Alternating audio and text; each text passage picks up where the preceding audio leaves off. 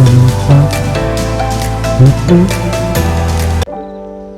जो लोग नए हैं उनसे निवेदन है कि चैनल को सब्सक्राइब करें और इसके पूर्ण प्रेम मार्ग पर आधारित प्रेम योग में स्वामी विवेकानंद जी के व्याख्यान माला को हमने पहले वीडियो में बनाया हुआ है।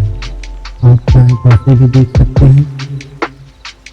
आज हम इस वीडियो में प्रेम योग के दूसरे अध्याय को जानेंगे, जिसमें बताया गया है कि प्रेम क्या होता है, प्रेम की महत्वता क्या है। तो आप सभी लोगों का ज्यादा समय न लेते हुए मैं शुरू कर रहा हूँ। प्रेम प्रथम सोपान। भक्ति के विषय में लिखने वाली तत्ववेत्ता भक्ति की व्याख्या ईश्वर के प्रति परम अनुराग से करते हैं। और यह प्रश्न है कि मनुष्य ईश्वर पर प्रेम या अनुराग क्यों करे। जब तक हम यह बात ना समझ लें तब तक भक्ति के विषय में हमें कुछ भी बोध नहीं हो सकता। जीवन के दो बिल्कुल भिन्न भिन्न प्रकार के आदर्श हैं। सभी देशों के मनुष्य, चाहे वह किसी भी धर्म के अनुयायी हो, यह जानते हैं कि मनुष्य देह भी है और आत्मा भी है। पर मानव जीवन के अंतिम साध्य का उद्देश्य के संबंध में बहुत बड़ा मतभेद है। पाश्चात्य देशों में साधारणतः मनुष्य के भौतिक स्वरूप पर बहुत जोर दिया जाता है और भारत में शक्ति शास्त्र के आचार्यगण मनुष्य के आध्यात्मिक स्वरूप पर जोर देते हैं। यही अंतर पूर्वी और पश्चिमी राष्ट्रों के स्वभावगत भेद का निदर्शक है। साधारण बोलचाल में भी यह बात देखने में आती है। इंग्लैंड में मृत्यु के संबंध में कहा जाता है कि मनुष्य ने आत्मा का त्याग किया और भारतवर्ष में कहते हैं कि मनुष्य ने देह का त्याग किया। प्रथम पक्ष यदि हम पाश्चात्यों पर बात करें तो वहां पर यह भाव है कि मनुष्य आत्मा है और उसके देह होती है। इस मतभेद के फलस्वरूप कई जटिल समस्याएं उत्पन्न होती हैं। स्वभाव का परिणाम यह होता है कि जिस देश में यह आदर्श है कि मनुष्य शरीर है और उसकी आत्मा होती है, वहां शरीर पर ही सारा जोर दिया जाता है। यदि उससे पूछो कि मनुष्य किस लिए जीता है तो उत्तर यही मिलेगा कि इंद्रियों का सुख भोग करने के लिए, धन दौलत, आप्त बंधु और ऐहिक पदार्थों का उपभोग करने के लिए। यदि तुम उसे यह बताओ कि इनसे भी परे कोई वस्तु होती है तो वह उसकी कल्पना भी नहीं कर सकता। भविष्य जीवन का या परलोक के संबंध में उसकी केवल यही धारणा होती है कि यह सुख भोग सतत बना रहे। उसे बड़ा दुख इस बात का है कि इसी लोक में वह सदा इस इंद्रिय सुख भोग में नहीं रह सकता और उसे यह लोक छोड़कर जाना पड़ेगा। पर वह यह तो समझता है कि चाहे जिस भी तरह हो कि वह एक ऐसे स्थान में जाएगा जहां उसे यह इंद्रिय सुख भोग पुनः प्राप्त होगा। वहां उसे ये सब इंद्रियां प्राप्त होंगी, ये ही सब सुख भोग मिलेंगे, पर वहां ये सब चीजें उच्च श्रेणी की होंगी और अधिक मात्रा में मिलेंगी। वह ईश्वर की पूजा इसलिए करता है कि मनुष्य उसके उस उद्देश्य की पूर्ति का साधन है, उसके जीवन का लक्ष्य है इंद्रिय विषय भोग। और वह यह समझता है कि ईश्वर एक ऐसा व्यक्ति है जो अत्यधिक काल तक उसे वह विषय भोग दे सकता है। इसी कारण वह ईश्वर की पूजा या उपासना करता है। इसके विपरीत भारतवासियों की यह कल्पना है कि ईश्वर ही जीवन का लक्ष्य है, ईश्वर से परे है या ईश्वर से श्रेष्ठ और कुछ नहीं है। इन सब इंद्रिय सुख भोगों के मार्ग में से हम केवल इस आशा से चले जा रहे हैं कि हमें आगे इनसे उच्चतर वस्तुओं की प्राप्ति होगी। यही नहीं, यदि मनुष्य को इन इंद्रिय विषय भोगों के अतिरिक्त कुछ नहीं मिलता है तो वह उसकी दशा बड़ी दुखदायी और भयानक हो जाती है। हम प्रतिदिन अपने जीवन में देखते हैं कि मनुष्य के इंद्रिय विषय भोग की मात्रा जितनी कम हो उतना ही उसका जीवन उच्चतर होता है। जब कुत्ता भोजन करता है तब उसकी ओर देखिए। भोजन करने में वैसा आनंद मनुष्य को प्राप्त नहीं होता। सोकर की ओर देखिए, खाते खाते कैसे हंस ध्वनि करता है। ऐसा कोई मनुष्य उत्पन्न नहीं हुआ जो भोजन करने में उतना आनंद आए। निम्न श्रेणियों के प्राणियों की श्रवण शक्ति पर विचार कीजिए। उनकी अवलोकन शक्ति के विषय में सोचिए। उनकी समस्त इंद्रियां कैसी उन्नत अवस्था को पहुंची हुई होती हैं। उनकी इंद्रिय सुख की मात्रा असीम होती है। वे इस इंद्रिय सुख भोग के हर्ष और आनंद से बिल्कुल उन्मत्त हो जाते हैं। इसी प्रकार मनुष्य भी जितनी नीची श्रेणी में होगा उतना ही अत्यधिक आनंद उसे इंद्रिय विषयों में आ जाएगा। मनुष्य जैसे जैसे उन्नति करता जाएगा वैसे वैसे विवेक और प्रेम उसके जीवन में आदर्श बनते जाएंगे। उसकी इन प्रवृत्तियों का जैसे जैसे विकास होता जाएगा वैसे वैसे उसकी इंद्रिय विषयों में आनंद अनुभव करने की शक्ति क्षीण होती जाएगी।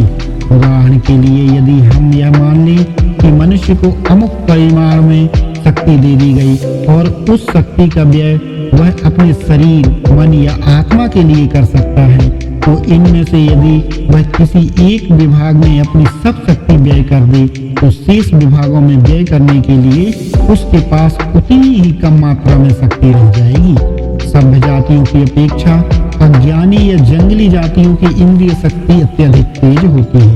यथार्थ में इतिहास में हम एक यह भी शिक्षा ग्रहण करते हैं कि जैसे जैसे राष्ट्र सभ्य होता है वैसे वैसे उसकी स्नायु शक्ति अर्थात मस्तिष्क शक्ति तो तेज हो जाती है पर शारीरिक दुर्बलता बढ़ती जाती है। किसी जंगली जाति को सभ्य बनाओ तो यही बात तुम्हें दिखाई देगी। कोई अन्य जंगली जाति इस पर चढ़ाई करके उसे जीत लेगी। प्रायः जंगली जाति ही सदा विजयी होती है। इससे हम देख सकते हैं कि यदि हमें सर्वदा इंद्रियों के विषय भोगों के सुख की इच्छा है तो हम अपने को पशु की अवस्था में गिरा देंगे। जब मनुष्य यह कहता है कि मैं ऐसे स्थान में जाऊंगा जहां इंद्रियों के सुख भोग की वृद्धि हो, तब यही नहीं समझता कि मैं यह क्या मांग रहा हूँ, मैं किस बात की इच्छा कर रहा हूँ। ऐसी अवस्था तो उसे नर देह त्याग कर पशु योनि में पतित होने पर मिल सकती है। सोकर में यह भावना कभी नहीं आती कि वह मेला खा रहा है। मल भक्षण ही उसका स्वर्ग है। यदि स्वर्ग के देवता भी उसे दर्शन देने आए तो उनकी ओर वह मुड़कर नहीं देखेगा तब तक, क्योंकि उसका सारा अस्तित्व उसके खाने में ही समाया हुआ है। इंद्रिय विषयक सुखों के से परिपूर्ण स्वर्ग की कामना करने वाले मनुष्य भी उसी प्रकार हैं। वे सूकर की तरह इंद्रिय विषयों के कीचड़ में लौट रहे हैं। उसके परे वे कुछ नहीं देख सकते। यही इंद्रिय भोग वे चाहते हैं और उसका छूटना ही उनके लिए स्वर्ग का खोना है। भक्त शब्द का अच्युत अर्थ में केवल प्रयोग करते हुए यही कहना पड़ेगा कि ऐसे मनुष्य भक्त कभी नहीं हो सकते। वे ईश्वर के सच्चे प्रेमी कदापि नहीं बन सकते। फिर भी यदि इस निम्न श्रेणी का आदर्श थोड़े ही समय के लिए रहे तो समय पाकर यह आदर्श बदल जाएगा। हर एक मनुष्य यह समझने लगेगा कि उससे भी कोई उच्चतर वस्तु है जिसका ज्ञान उसे पहले नहीं था, और इस प्रकार उस समय जीवन के प्रति तथा इंद्रिय विषयों पर उसकी आसक्ति क्रमशः नष्ट हो जाएगी। जब मैं छोटा था और पाठशाला में पढ़ता था उस समय मेरा एक सहपाठी से मिठाई या ऐसी किसी अन्य वस्तु के लिए झगड़ा हो गया। वह लड़का अधिक बलवान था, इसलिए उसने वह वस्तु मेरे हाथ से छीन ली। उस समय मेरे मन में जो भाव आया वह मुझे अभी भी स्मरण है। मैं सोचने लगा, इस लड़के के समान दुष्ट संसार में कोई दूसरा नहीं है, और जब मुझ में ताकत आ जाएगी तब मैं इस दुष्ट को दंड दूंगा। इसकी दुष्टता को देखते हुए कोई दंड इसके लिए पर्याप्त होता है। अब हम दोनों बड़े हो गए हैं और परम मित्र बन गए हैं। इस तरह इस संसार में सर्वत्र छोटे छोटे बच्चे ही भरे पड़े हैं। खाने पीने और अन्य इंद्रियों की भोग्य वस्तुएं ही इन बच्चों का सर्वस्व है। इन वस्तुओं के टुकड़ों का भी खोना इनको कष्टप्रद प्रतीत होता है। ये बच्चे को केवल रोटी, पूरी या मालपुआ का ही स्वप्न देखा करते हैं। भविष्य जीवन या परलोक संबंधी उनकी कल्पना यही है कि वहां पर भी पूरी मालपुआ का ढेर लगा रहेगा।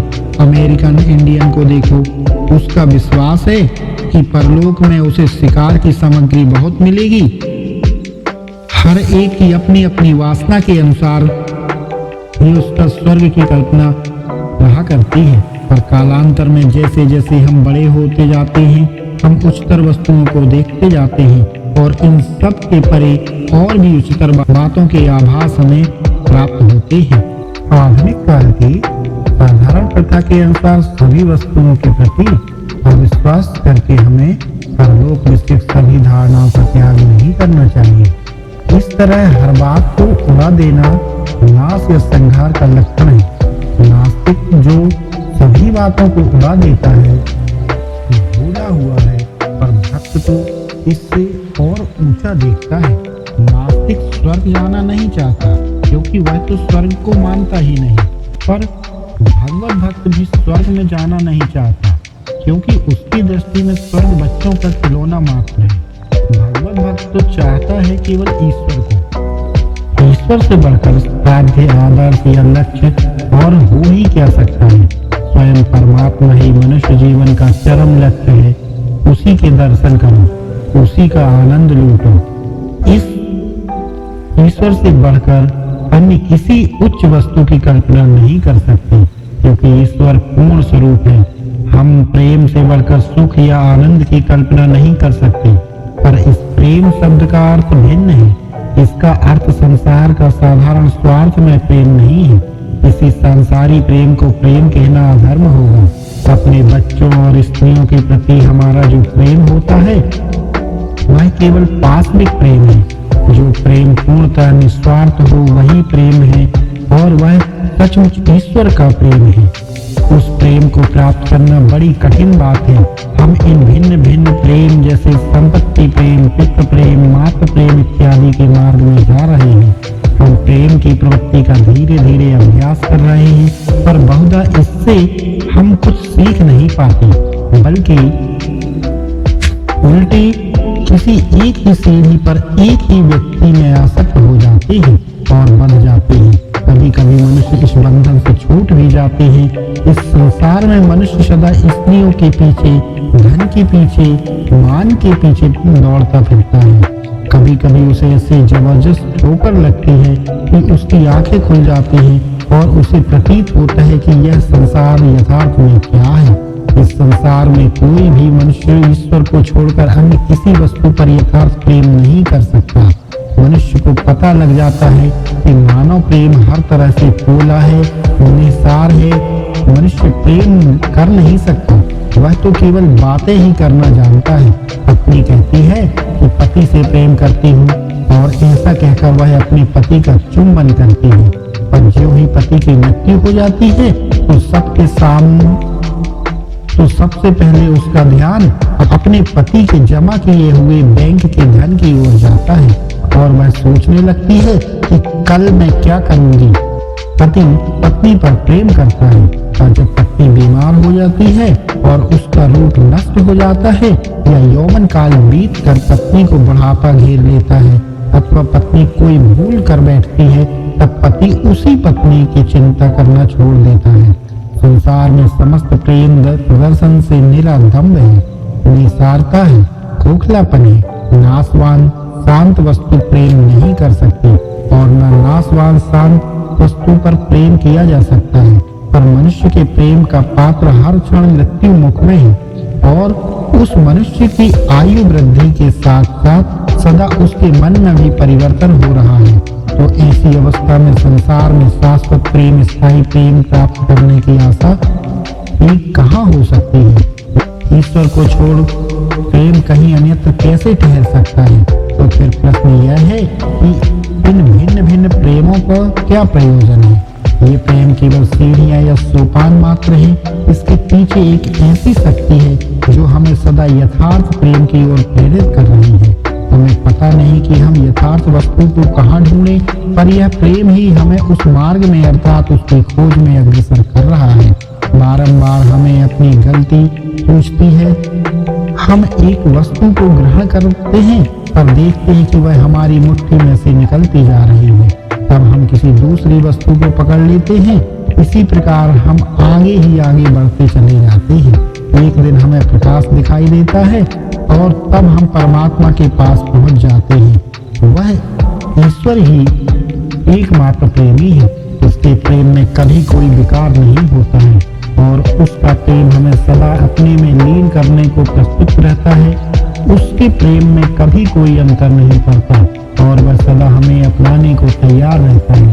यदि मैं तुम लोगों को कष्ट दूं तो तुम मुझे कभी तक क्षमा करोगे, पर वह अवश्य क्षमा कर सकता है। उसके मन में क्रोध, घृणा या द्वेष है ही नहीं।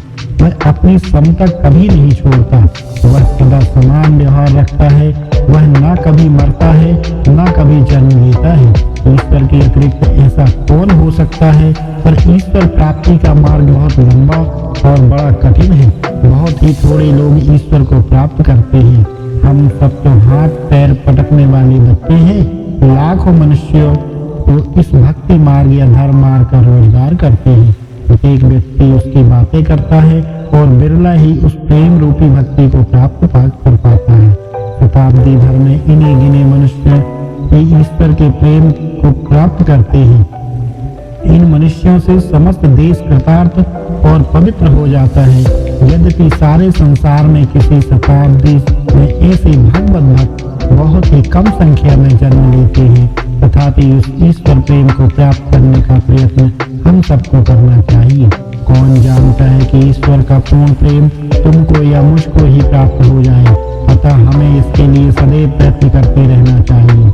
हम कहते हैं कि स्त्री अपने पति पर प्रेम करती है और स्त्री भी समझती है कि उसकी संपूर्ण आत्मा अपने पति में लीन है, पर उसके जब एक पुत्र उत्पन्न होता है और उसके प्रेम का आधा या उससे भी अधिक अंश उस बालक की ओर खिंच जाता है, तब उस स्त्री को स्वयं ऐसा मालूम होने लगता है कि अब पति की ओर उसका प्रेम उसी प्रकार नहीं रहा।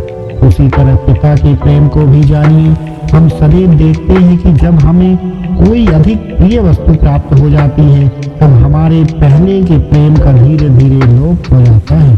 जब तुम पाठशाला में पढ़ते थे, तब समझते थे कि तुम्हारे कुछ सहपाठी ही तुम्हारे जीवन में सबसे बढ़कर तुम्हारे प्रेमी हैं, या उस समय तुम्हारे माता पिता ही तुम्हें सबसे अधिक प्रिय थे। उसके बाद तुम पति या पत्नी बने और तुरंत ही तुम्हारे पहले के भाव बदल गए और तुम्हारे जीवन के ये नए प्रेमी ही तो तुम्हारे सर्वोच्च प्रेम पात्र बन गए। एक तारे का उदय होता है, उसके बाद उससे बड़ा तारा दिखाई देता है और अंत में सूर्य का दर्शन होता है। तब तमाम छोटे छोटे प्रेम पात्र तारामंडल, जब वह सूर्य प्रकट होता है, तब मनुष्य को उन्माद हो जाता है। ऐसे मनुष्य को श्री इमर्सन भगवत प्रेमोन्मत्त पुरुष कहते हैं।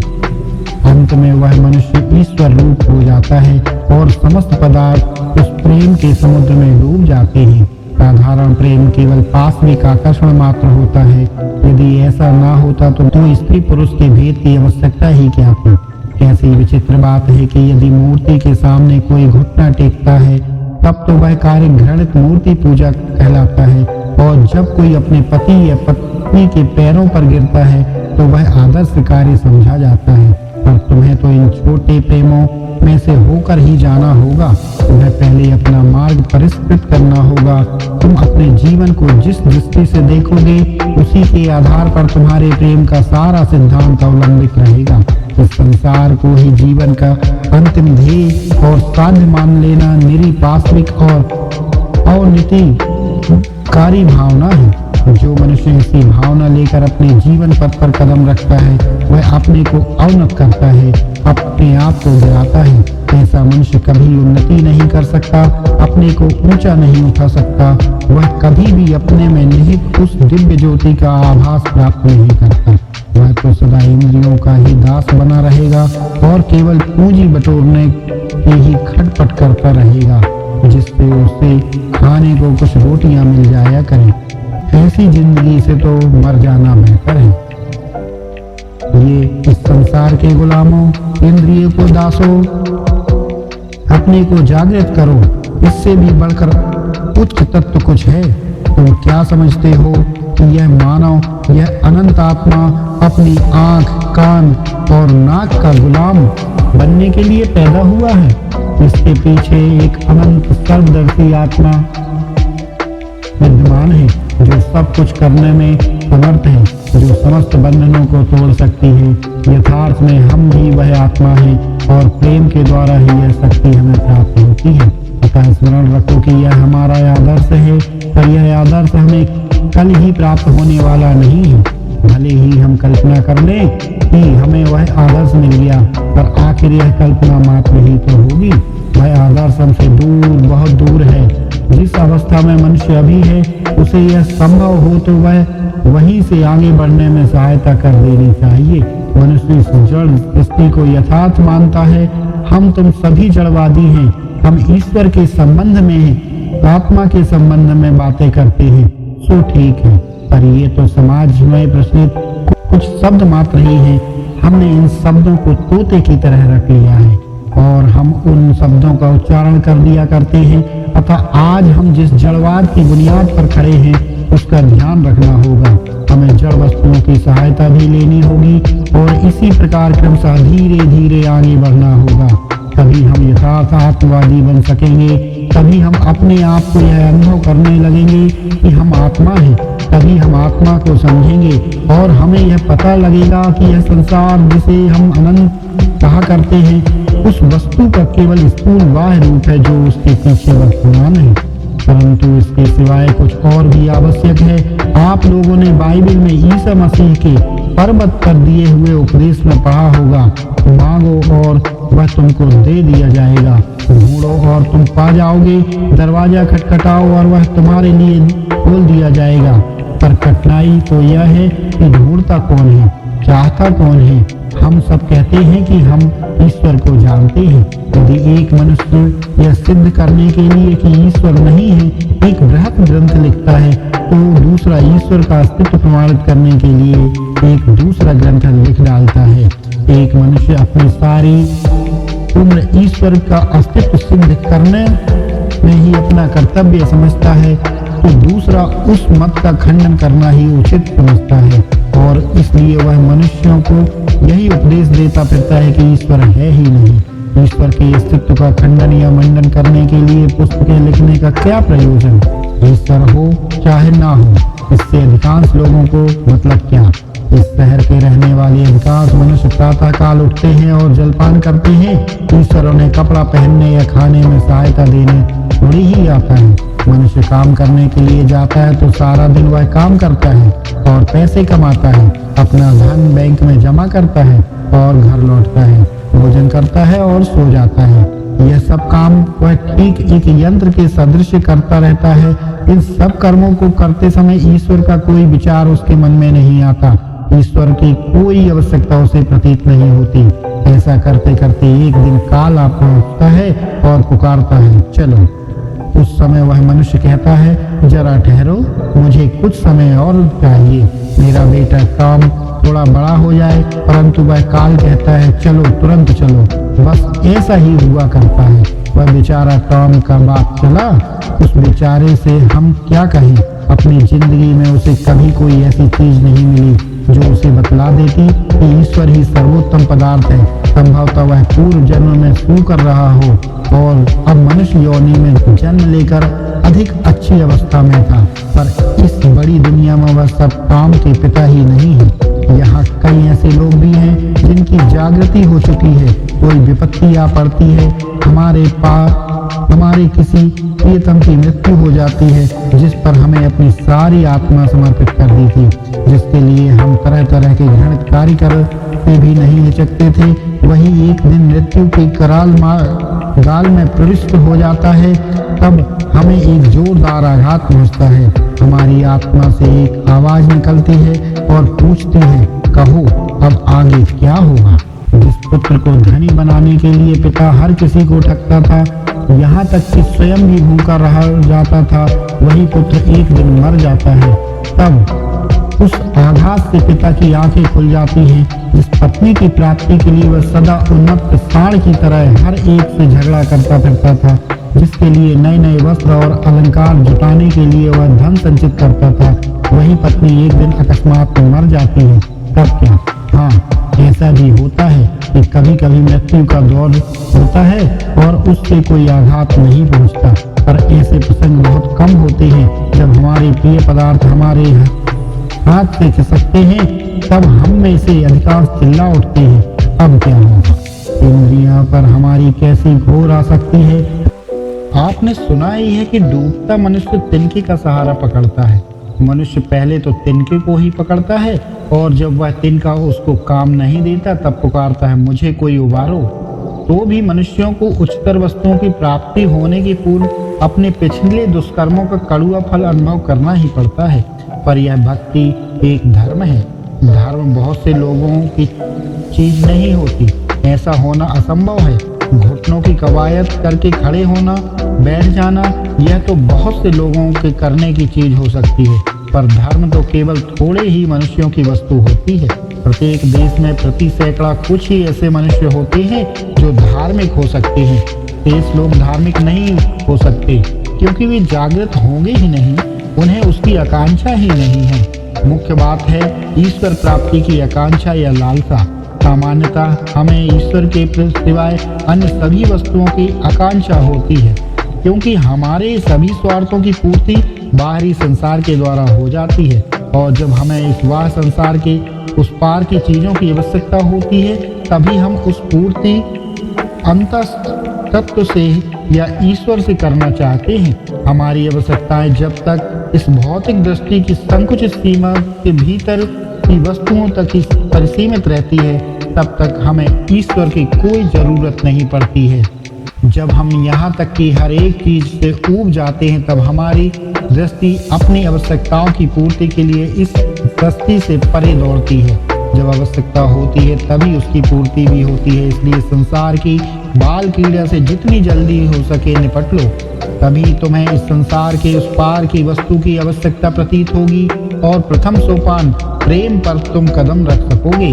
धर्म का एक रूप है जो केवल फैशन शौकीन प्रथा हो गया है। मेरे मित्र की बैठक में सजावट की सामग्रियों में जापानी गमले हैं। यह एक फैशन है, अतः मुझे भी जापानी गमला रखना चाहिए, चाहे मुझे उसके लिए 1000 रुपए भले ही खर्च करने पड़े।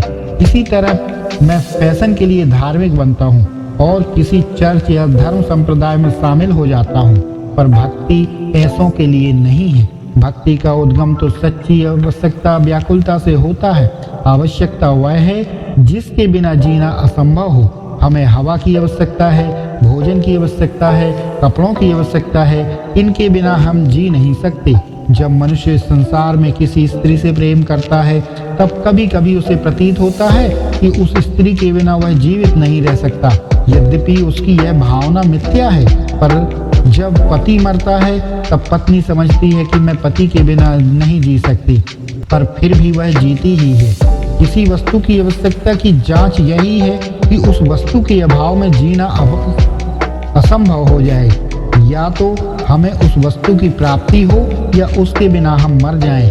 जब ऐसा समय आता है कि हमें ईश्वर के संबंध में ऐसा ही लगने लगता है, अर्थात संसार के उस पार की किसी वस्तु की जरूरत हमें मालूम पड़ती है, ऐसी वस्तु जो इन समस्त जड़ या भौतिक शक्तियों से परे है, उनसे ऊपर है, तभी हम भक्त बनते हैं।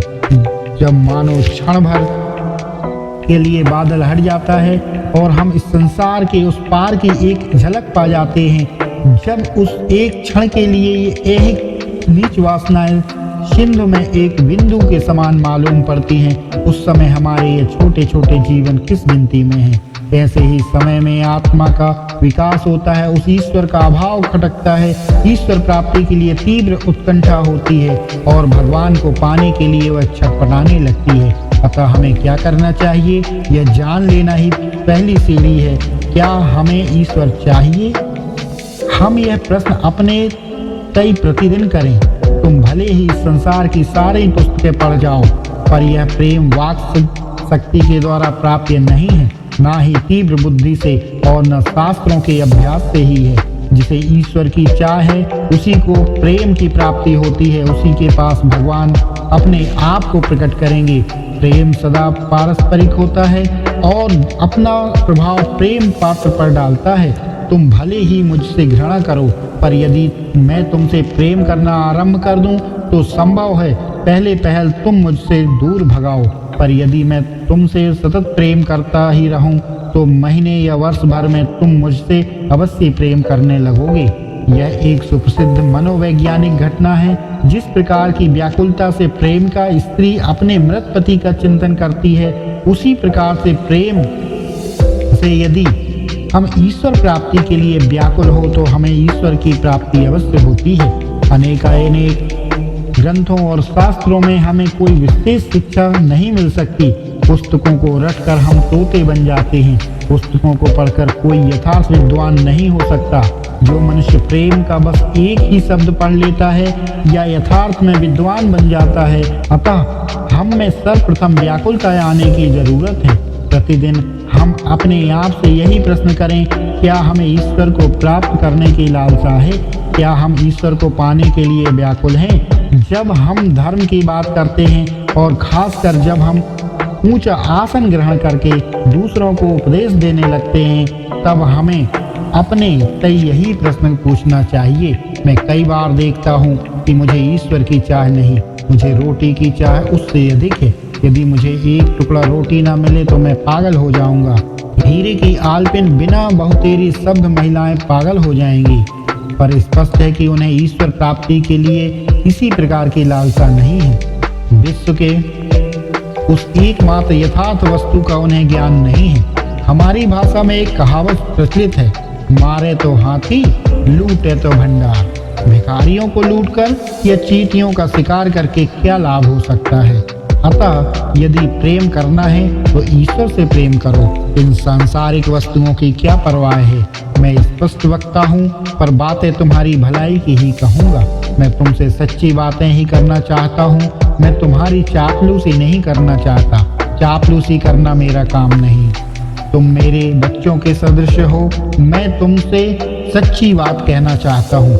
यह संसार बिल्कुल मिथ्या है। संसार के सभी आचार्य इसी नतीजे पर पहुँचे हैं। इस संसार से निकलने का मार्ग ईश्वर के अतिरिक्त और दूसरा नहीं है। वही ईश्वर हमारे जीवन का ध्येय है। वे मत जो संसार को जीवन का ध्येय बताते हैं अनर्थकारी हैं। हाँ, संसार और इस शरीर का भी मूल्य है, पर उनका मूल्य गौण है। संसार और शरीर हमारे साध्य ईश्वर की प्राप्ति के साधन हो सकते हैं। संसार ही हमारा साध्य नहीं बन जाना चाहिए। दुर्भाग्यवश हम अनेक बार संसार को साध्य वस्तु और ईश्वर को उसका साधन बना बैठते हैं। हम देखते हैं कि लोग गिरजाघर में जाकर वहाँ कहा करते हैं, हे ईश्वर मुझे यह वस्तु दे दे, वह वस्तु दे दे, हे ईश्वर मेरी बीमारी अच्छी कर दे। उनको तो चाहिए कि सुंदर निरोगी शरीर, और उन्होंने सुन रखा है कि ऐसा कोई व्यक्ति एक एक जगह बैठा है जो उनके इस काम को कर देगा। इसलिए वे जाते हैं और उससे प्रार्थना करते हैं। धर्म के ऐसे विचार रखने की अपेक्षा नास्तिक होना बेहतर है। जैसा मैं बता चुका हूँ, यह भक्ति सर्वोच्च आदर्श है। मैं कह नहीं सकता कि भविष्य में करोड़ों वर्षों में भी हमें उस आदर्श या भक्ति की प्राप्ति होगी या नहीं, पर हमें तो उस भक्ति को अपना सर्वोच्च आदर्श बनाना ही चाहिए और अपनी समस्त इंद्रियों को उस सर्वोच्च आदर्श की ओर ही लक्ष्य करके लगा देना चाहिए। इससे यदि हमें अपने साध्य की प्राप्ति नहीं भी होगी तो कम से कम हम उसके अधिक निकट तो अवश्य ही पहुंच जाएंगे। संसार और इंद्रियों में धीरे धीरे आप अपना रास्ता अपनाते हुए हमें ईश्वर तक पहुंचना है। तो मित्रों, प्रेम योग के द्वितीय सोपान में आज इतना ही। अगले भाग में हम तृतीय अध्याय लेकर आएंगे, और जो लोग नए जुड़े हुए हैं उनसे निवेदन है कि चैनल को सब्सक्राइब करें, वीडियो को जरूर लाइक करें ताकि हमारा उत्साह वर्धन होते रहे और ऐसे वीडियो बनाने की प्रेरणा मिलती रहे। आप चैनल को सब्सक्राइब करेंगे, लाइक करेंगे तो हमें ये लगेगा कि आपको वीडियो पसंद आ रहा है और आपके जीवन के लिए यह प्रेम योग एक सकारात्मक साधन हो सकता है। आपकी विचारधारा बदल सकती है। आपका जो मस्तिष्क है वह ईश्वर की भक्ति की ओर चल सकता है। तो आप इसे सुनिए और समझिए, इसको आत्मसात कीजिए। आज कि इस सोपान में इतना ही। ईश्वर आपका कल्याण करे।